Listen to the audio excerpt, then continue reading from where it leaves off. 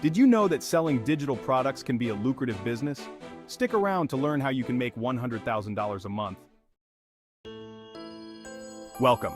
Today we'll explore how beginners can start selling digital products and potentially make a substantial income. Starting with digital products can be challenging. Many beginners struggle with choosing the right product, effective marketing, and standing out in a crowded market. These obstacles can seem daunting, but they are manageable with the right approach. To overcome these challenges, focus on key strategies.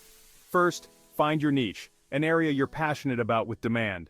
Create valuable content that addresses your audience's needs.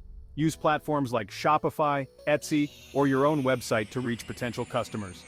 Effective marketing includes search engine optimization, social media, and email campaigns to attract and retain customers. For real success, build a strong brand and engage with your audience.